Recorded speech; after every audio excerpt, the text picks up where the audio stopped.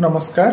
Stroke बा पक्षाघात बा पैरालिसिस एक गुरुतर स्वास्थ्य अवस्था जहाँ जेकोसी समय क्या भी हो पारे, किंतु आपण जानते कि सठिक समय पदक्षेप नेले जीवन बंचाई हम। स्ट्रोक चिन्हिबा पई फास्ट पद्धति मन रखु। FAST। एफ माने मुह। व्यक्ति को हसिबा को कहतु। मुहर गोटे पार्श्व तल को खसी जाउछि कि किंबा मुह बंका देखा जाउछि कि। ए माने हाथ आर्म। उभय हाथ उठेबा को कहतु। गोटे हाथ दुर्बल लगुच कि किंबा उठे पारु नाहंती कि तल को खसी जाउछि कि। एस माने कथा स्पीच। सेमान को गोटे सरल वाक्य कहबा को कहतु। कथा अस्पष्ट होउछि कि पाटी जाडु जाडु होउछि कि कहिबारे किंबा कहिबारे असुविधा लगुच कि कहि पारु नाहंती। टी माने टाइम समय।